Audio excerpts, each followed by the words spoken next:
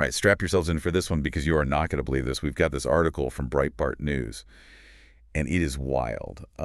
It's called Clyburn. I've urged Biden's staff to pardon Trump, Cheney, Smith, Fauci. Can't spend all our time pursuing Trump. Wow. You heard that right. A top Democrat. Representative James Clyburn is suggesting pardons for people like Trump, Cheney, Special Counsel Jack Smith, and even Dr. Fauci. Yeah, I mean, right away it's interesting that this is Breitbart, a pretty conservative publication, reporting on a Democrat, calling for these pardons that would really help people, often seen as on the other side politically. There's got to be something more to this. Absolutely. So before we get into the why, maybe we should remind everyone who Rep. James Clyburn is. Sure. He's a big deal in the Democratic Party, the highest-ranking African-American in Congress.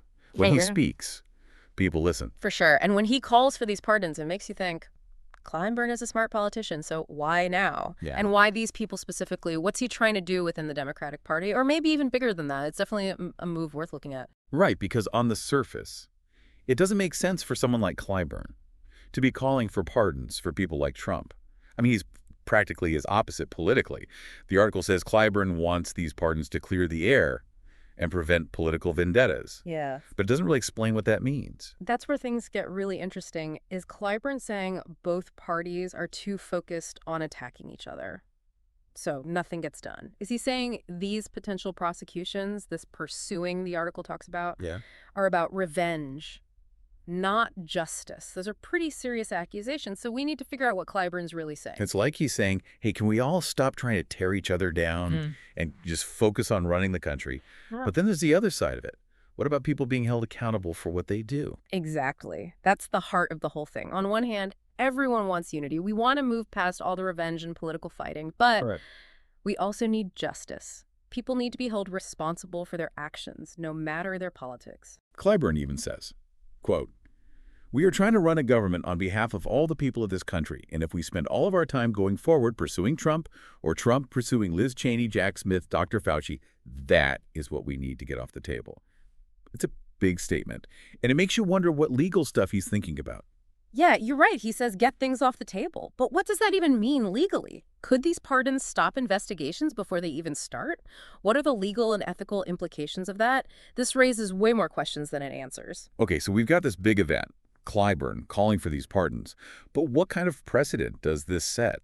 The article mentions pardons being used to heal divisions, but it doesn't really go into detail. Well, there are historical examples of pardons meant to bring the country back together. The most famous one is probably President Ford pardoning Nixon after Watergate. But are things similar enough now to do something that big again? That's what we need to figure out. So let's dig into those historical examples a little more. Can we learn anything from the past that might help us understand what could happen with Clyburn's proposal? I think so. We can look at past pardons, what they were trying to do, and what happened because of them. Maybe that'll help us understand what could be good or bad about Clyburn's idea. Okay. So let's dive in. I mean, it feels like every time you turn on the news, there's another scandal, another investigation. It's exhausting. And it feels like it's impossible for the government to actually do anything with all this going on. Right. And that's Clyburn's point. He's saying this constant going after political opponents, even if the accusations are true, is creating a really bad atmosphere in Washington. It's stopping the government from doing the things it needs to do for everyday Americans. So Clyburn wants to use these pardons to kind of hit the reset button. But we were talking about the Ford-Nixon part. Didn't that cause a lot of problems? Yeah, that pardon is interesting. Ford thought that pardoning Nixon was the only way to help the country move past Watergate. But people were really angry about it. A lot of people saw it as an abuse of power that went against the rule of law. So even when pardons are meant to be good, they can have bad consequences and make divisions even worse.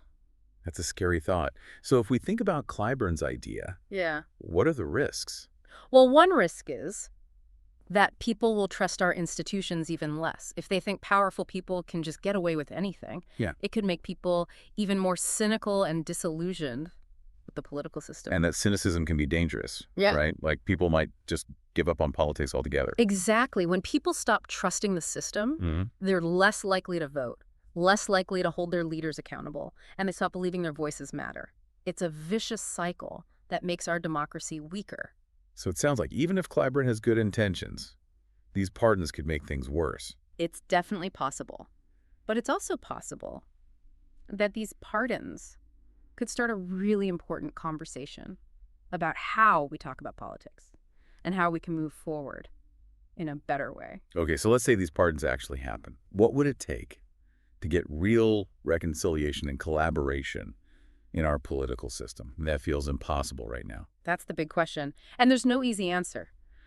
We'd need a huge change in how we think about politics, both individually and as a society.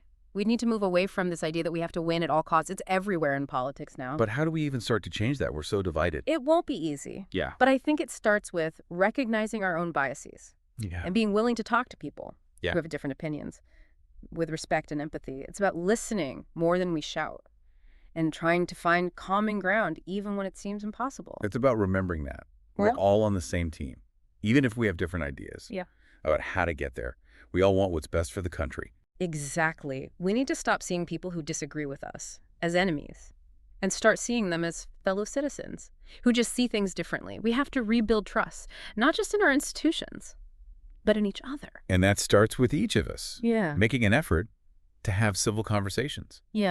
And promote understanding instead of division. I agree. We can't just wait for politicians to fix this. We have to demand better, hold our leaders accountable for what they say, and create a culture where respectful dialogue and debate are more important than personal attacks and partisan fighting. So Clyburn's call for these pardons, whether you agree with it or not, has shown us a much bigger problem. It's made us face the fact that our political system is broken, and it's up to us to fix it.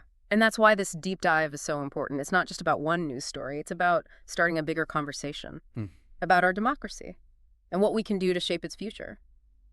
So here we are, wrapping up our look at Rep. Clyburn's call for these pardons. This has been quite the conversation. It really has. We started with this news story about pardons and ended up talking about political vendettas, history, and even what our democracy means. What do you think is the most important thing for our listeners to take away from all of this? I think it's that. This isn't just about the people involved. Clyburn's idea, whether it's sincere or just politics, makes us face some hard truths about American politics. You're right. It's easy to get caught up in the daily drama, all the scandals and fighting.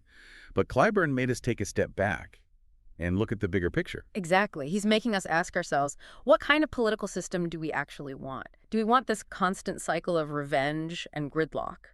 Or do we want understanding, compromise, and progress? And that's a question that each of us has to answer. Exactly. We, the people, need to hold our leaders accountable. We have to demand better and create a culture where we value civil conversations and real debate.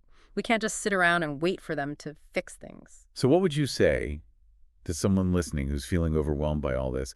What can they actually do to make a difference? Start with small things. Talk to people who see things differently than you. And really listen to what they have to say. Question your own biases. And most importantly, don't give up on the idea that we can have better politics, a more civil and productive political landscape. It's a good reminder that even with all the division and problems, there's still hope. We have the power to change our democracy, but we have to be active, think critically, and be willing to bridge the divides between us. I agree. Well, I think that about wraps it up for this deep dive. Thanks for joining us on this journey. We hope this conversation gave you something to think about and maybe even inspired you to take action. Remember, the future of our democracy is in all of our hands.